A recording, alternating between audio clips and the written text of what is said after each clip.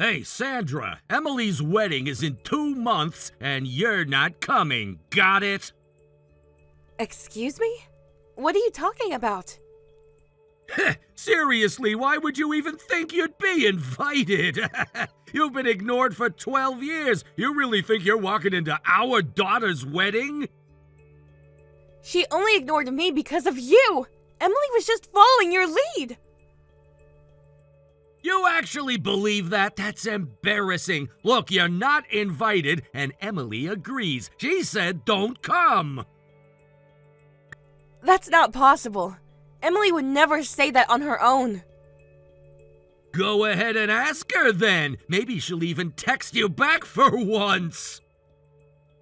I will ask her. And when she tells me something different than what you're claiming, don't be surprised.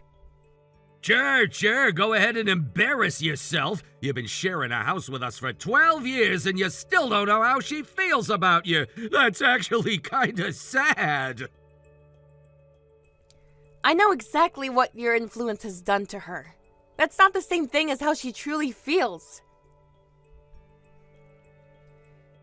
Keep telling yourself that doesn't change the answer.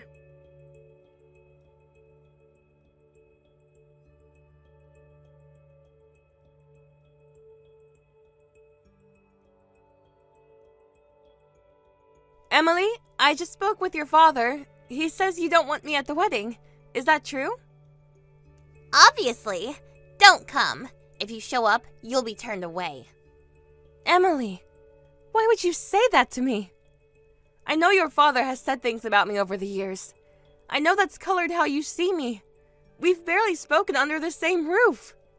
But no matter how many times you ignored me, I always believed, somewhere deep down, that you didn't truly hate me. Why are you shutting me out like this? Oh, stop playing the victim. It's pathetic. Why on earth would you think I don't hate you? Are you serious right now? You never cared about me. That is not true. I have always cared. Liar! The only person you ever cared about was Grandma. The moment you started taking care of her, I was like 12. You completely forgot I existed. You never came out of her room. You were never there for us. We could have disappeared and you wouldn't have noticed. Is that why you just accepted being ignored? Because you didn't care either? How can you say that? Do you have any idea how much it hurt every time you walked past me like I wasn't there? Do you remember your 14th birthday? I baked a cake. I left it on the kitchen counter with a card. You walked right past it and sat down at the table across from your father and never once looked at me. Save it. Dad told me everything. He said you chose your side of the family over us. That's why you brought Grandma into our house. That's not what happened. There were no openings at any care facilities nearby. I don't care about your excuses. The fact is, you put your mother over your own daughter. That's it. Kevin's mother. She was Kevin's mother, Emily, not mine. Think about that for 1 second. I don't want to hear it. Why would I choose to exhaust myself caring for someone else's parents if not because I was told to? If not because I had no other option? Because you're weird and you obviously preferred her company over ours. That's what Dad said. And you never thought to ask me. Not once in 12 years. As far as I'm concerned, you stopped being my mom a long time ago. Grandma dies and suddenly you want to play happy family? Too late!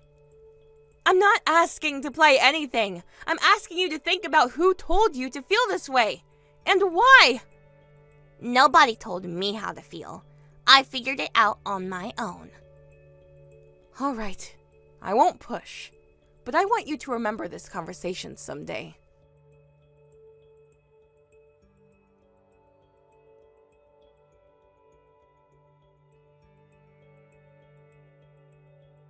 So she texted you and you rejected her anyway? She must really be hated. Nobody needs you, Sandra. Nobody wants you here. You should be grateful we still let you live in this house. Fine. You want me gone from the wedding that badly. Understood. I won't go. I promise. You better not. You'd ruin the whole vibe just by showing up. That's a cruel thing to say. It's the truth. You've let yourself go. Spent your whole marriage caregiving, and now you look the part. Honestly, watching you two shuffle around together, it was like something out of a horror movie. Someone like you walking into a wedding would kill the whole atmosphere. Emily knew that. That's why she said, don't come. You really do hate me, don't you? Obviously, but divorce is a hassle, so I figured you just live here as a stranger. Same roof, different lives. My family is Emily. You're nobody to me. You chose to stay married to someone you hate.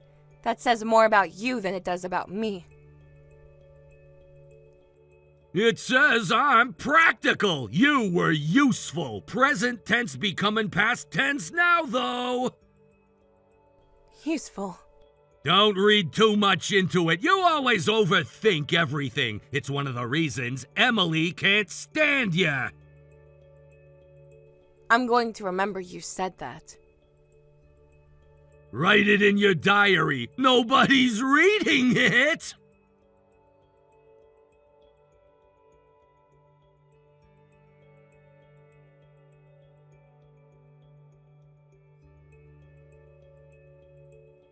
Mom, I need to ask you something. Can I borrow money?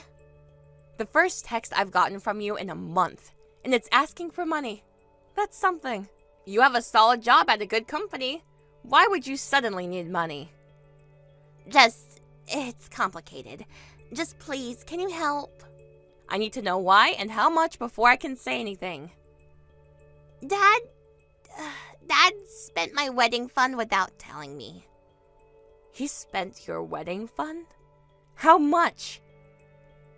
$20,000. How did he even get access to that? I was just as shocked. I went to check my account and it was gone. When I searched the house, I found out the bank statements had been hidden. He withdrew it in small amounts over time so I wouldn't notice. What did he spend $20,000 on? Stocks. Gambling. I trusted him. I kept the account info at home and never imagined he'd do this. He can't pay it back. And now I can't afford the wedding. Please, Mom. I'm not asking for the full amount. Even just a little would help. How long had you been saving that money? 3 years. It was supposed to cover the venue and the dress and most of the catering. 3 years. Yes, I told him about the account once. I didn't think he'd even remembered. He remembered. He was watching. He's always watching for an opportunity. What does that mean? It means this is not the first time he's done something like this. Not by a long shot. What are you talking about? Can you help me or not? I made a promise, remember? That I wouldn't go. What? I told you I wouldn't come to the wedding. I meant it. And after the way you both shut me out, I moved out. I don't live there anymore. You can't just turn to me now. Can't you do one thing that's actually motherly? You were never there for me. You were always too busy with Grandma to play with me, to listen to me, to be there for me. I pulled away because what else was I supposed to do?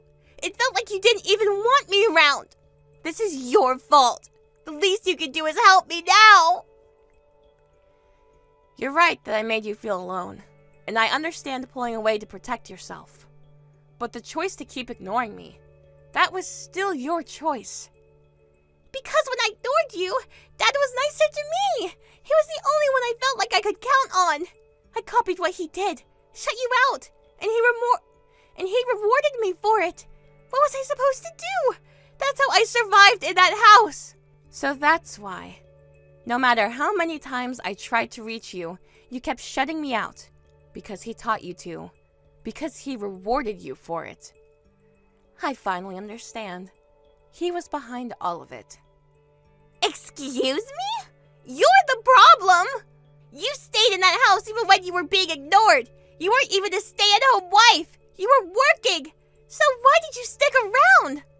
Obviously, you were after Dad's money. You contributed nothing. Didn't take care of your own daughter, just leeched off him. You brought this on yourself. I stayed because I had no way to leave. He controlled my salary. What? He took my bank cards, my account access. He threatened that if I tried to leave, he'd make sure I couldn't care for Grandma. Is that actually true? Yes. Every cent I earned went through him. I had no financial freedom. None. So, from your perspective, yes. It probably looked like I wasn't contributing anything. Like I was just living off him while taking care of his mother. But that's not what was happening. I wasn't choosing not to contribute. I was being controlled. He said if I stayed and didn't divorce him, he'd cover Grandma's care costs. That was the deal he held over me. But still, if you'd never agreed to take care of Grandma, none of this would have happened, right? The caregiving was his idea. He suggested we bring her home. Said it was the right thing to do. You remember, don't you? You were around 12 when he sat you down and explained it. Yeah, he said Grandma wasn't well and we should help her. I remember that. But once the caregiving started, he immediately said, "You've got enough on your plate. Let me handle the finances." And I trusted him. I don't know if I can just believe all of this out of nowhere. You found hidden bank statements in your own home 2 days ago. Does that sound like a man who is honest about money? And yet, you know what your father is capable of. He just spent your $20,000. You trusted him the same way I did, and you paid for it the same way I did. I didn't want you to have that in common with me. But how was I supposed to know any of this? You never said a word. Would you have listened? At 15? At 18? At 22? Every time I tried to be in the same room as you, you walked out of it. I'm not saying this to hurt you. I'm saying it because it's true. There was no version of events where you would have sat still long enough to hear me. And by the way, if I'm such a freeloader with no money, why did you think coming to me for a loan made any sense? Did your father tell you to come to me? Something like, "She still loves you. She'll help if you ask." How did you know? Yes, that's exactly what he said. He said you'd probably still feel like a mother and come through for me. Part of you knows you're being used, but it's still hard not to want to believe in a parent. Using that against you to send you to me for money? He just keeps getting worse. So what am I supposed to do? The wedding is in a month. The venue deposit is non-refundable. I've already sent out invitations. That's a real problem, and I'm sorry you're in it. Sorry isn't going to fix the venue deposit. No, it won't. But I need you to understand something before I say another word. Yes, I inherited money from Grandma. She gave it to me so I could finally be free. I won't be giving a single cent of it to either of you. Mom! You told me not to act like your mother, so don't ask me to act like one when it's convenient. And while I have you, there's something else you should know. About why your father kept me around all these years instead of just letting me go.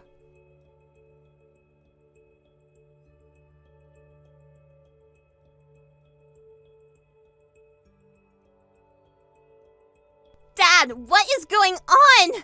You told me Mom never put money into this family. That she only spent money on herself and Grandma. That she didn't love me enough to spend anything on me. That's right, she wasn't contributing to the household, but she must have had savings. That's why I sent you to ask. I heard everything from Mom. She was financially trapped. She couldn't leave. You used Grandma as leverage over her. She's rewriting history. You know how she is, always making herself the victim. Then explain the account records she sent me. The ones with your name on the withdrawals.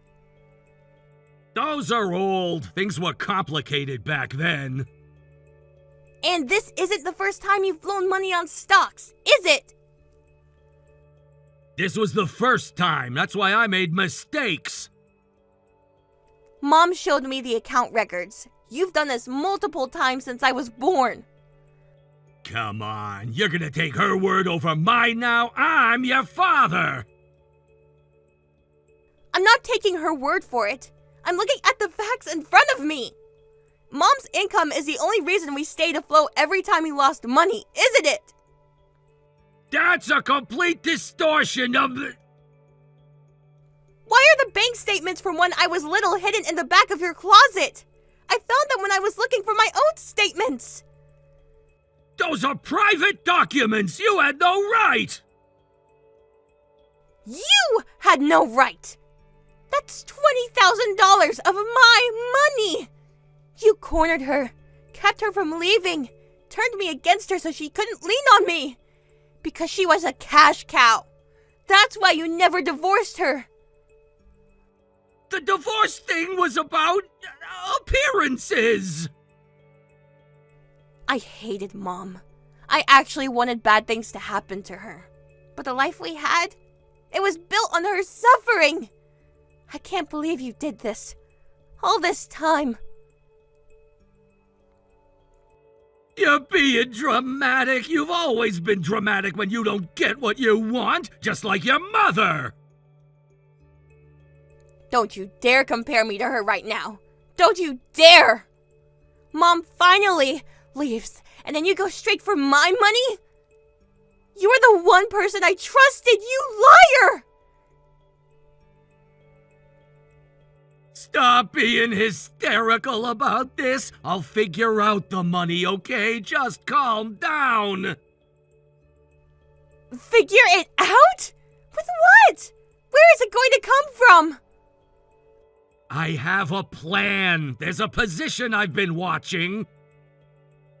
I am done hearing about your plans. Every single plan you've had has cost someone else everything. Just give me a few weeks, I promise. You've made enough promises.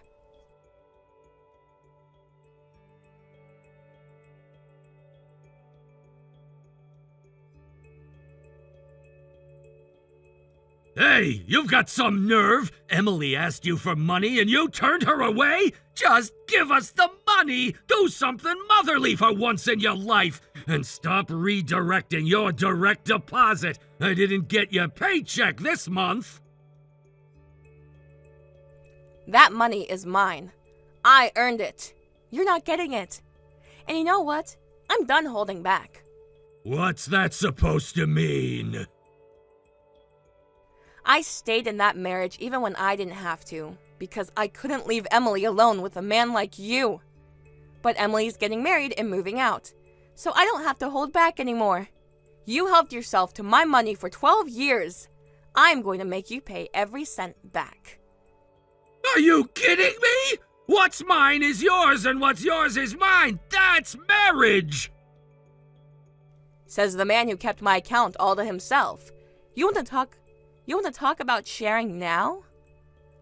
You were barely functioning as a wife. You think you deserve equal access? You were a caretaker and nothing more. I was an employee in my own marriage, unpaid, overworked, and deliberately isolated. That is such a dramatic way to describe a perfectly normal arrangement. Normal. You called it normal to take a woman's paycheck every month for 12 years without her consent. You consented. You never objected. You never said a word. Because every time I came close, you reminded me that you could take Grandma away, that you'd pull the funding, that she'd end up somewhere terrible. That's not how I remember it. I know. You've rewritten it so many times, you probably believe your own version. You have no proof of any of this. I endured 12 years of this. I never forgave you. Not once. For brainwashing my daughter. For holding Grandma's life over my head. You will answer for all of it.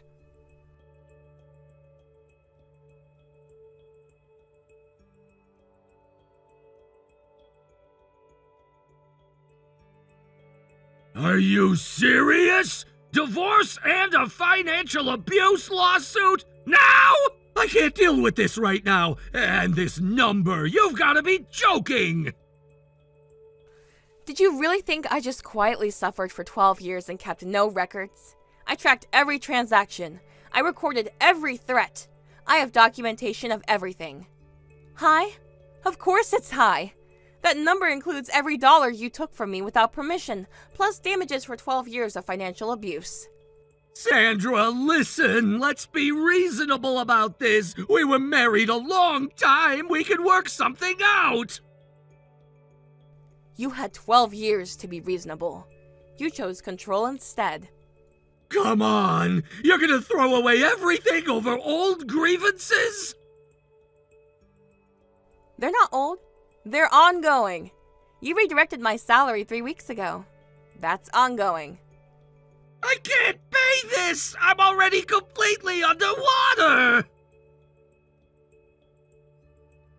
Then I'll have your assets seized. No more patience. No more mercy. You are going to regret every single thing you put me through.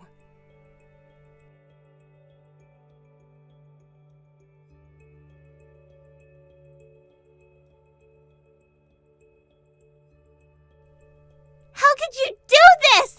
What kind of person are you? Emily, what? Don't play dumb. You borrowed money from Daniel's parents too?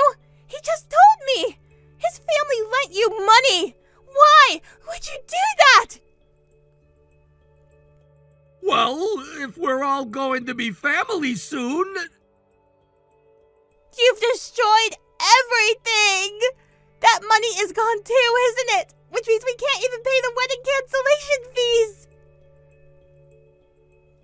Okay, just listen. I can get it back. There's a stock I've been watching. It's bottomed out. It's the perfect time to buy in. Stop! I am done. I trusted you, and you ruined my life. Hey, don't talk to me like that. Who else do you have but me? You're not going anywhere. I won't allow it. Watch me. I'm leaving. Oh, are you? Your stuff is already in my room. I moved it all.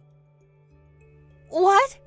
Don't even think about sneaking out. You're not abandoning me. You can't leave me. I won't let you. You moved my things. You went through my room. I reorganized. It's my house. Daniel is going to hear about this. His whole family is going to hear about this. They already think I'm good for the money. Don't go stirring up trouble. They think you're good for it because you lied to them, the same way you lied to me. Lower your voice. You're overreacting. I am done. I am completely done with you. You're not done with anything. You live here. Your name is on nothing. You have nowhere to go.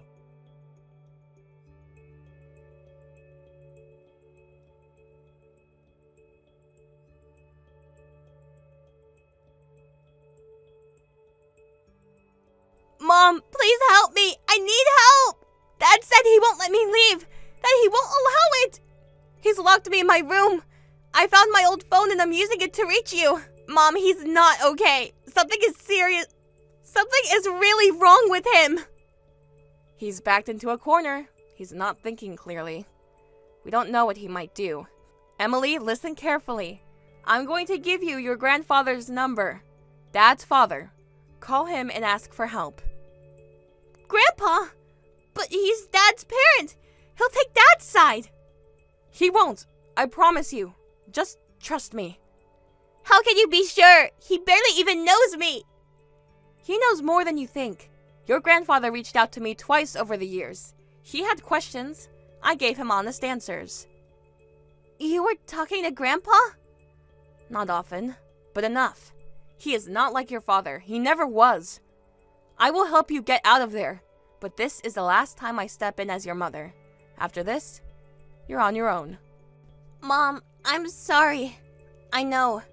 You probably see me as the daughter who threw you away.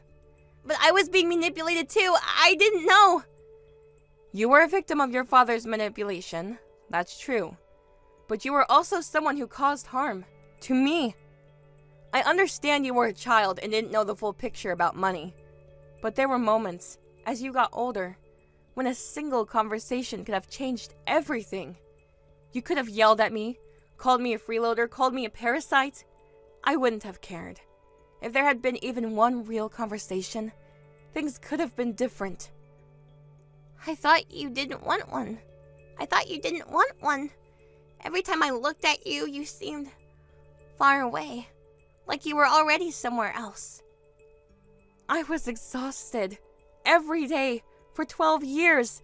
That's what exhaustion looks like. I didn't know that's what it was. I know you didn't. Then why didn't you say something? You could have told me. You're being manipulated. Because my love for you had been worn down.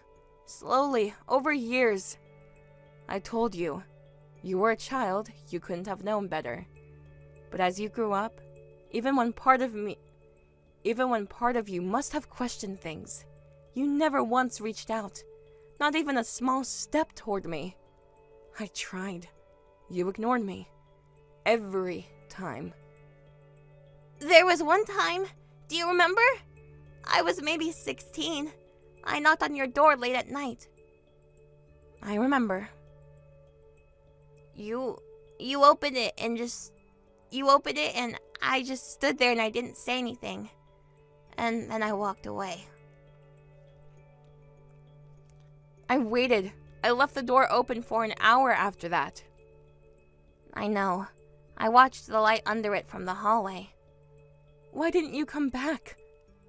Because Dad had already told me that if I forgave you, he'd stop being nice to me. And I was scared. I didn't know that. About the light. I stayed in the hall a long time. After all that, why should it have been on me to try again? Maybe I'm not capable of loving unconditionally. Maybe that makes me a bad mother. Because what kind of mother gets told by her own daughter, don't come to my wedding? That wasn't me. That was Dad. He told me to make sure you didn't come.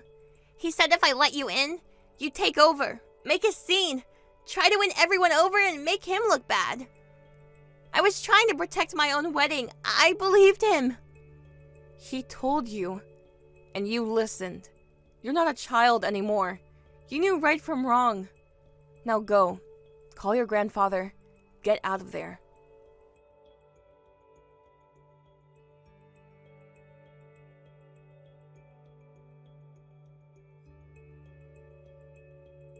You absolute!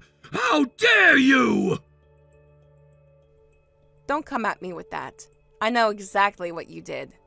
You told Emily's fiancé and his family that your wife was still caring for his sick mother, that life was hard, and used that lie to borrow money from them. So I simply told them the truth, that the woman you were describing passed away last year. You had no right to tell them everything! They asked me a direct question. I answered it.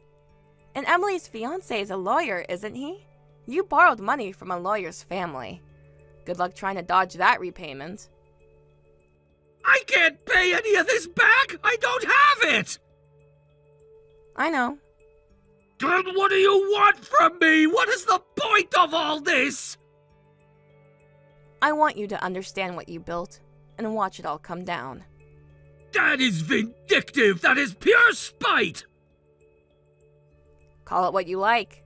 You called a lot of things by the wrong names for 12 years. 12 years of taking money, plus what you borrowed. Add it all up, and you can't go to your own family either. They've cut you off. Yes, my own parents turned their backs on me. You destroyed your granddaughter's engagement. Of course they're furious. I told them what happened so Emily could get out safely. They apologized to me. On their knees. You turned everyone against me. You planned this! I documented the truth. You did the rest yourself. I have nothing left. Is that what you wanted to hear? Abandoned by your parents, abandoned by your daughter, and buried in debt. That's exactly what you deserve. You stole 12 years of my life. Lose the rest of yours.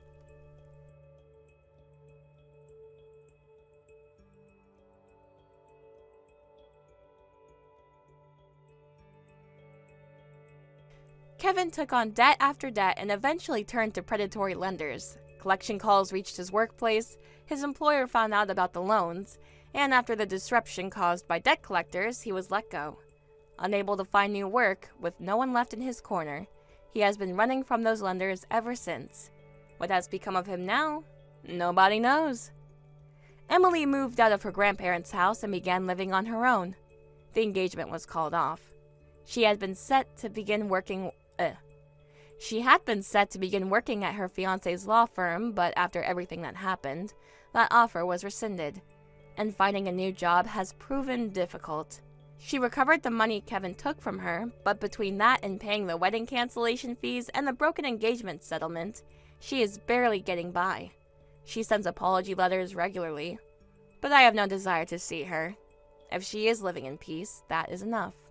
There is no reason to force a reunion. As for me, I have finally begun a new chapter. After so many years of being invisible in my own home, the quiet is not loneliness, it is relief. A space that is finally, genuinely mine. My mother-in-law worried about me until the very end. She cared for me deeply, but I believe that was only possible because I gave her the same in return. Love is not infinite. It doesn't pour out of nothing. You can only truly love someone when they give love back. That is the truest thing I have learned from all of this.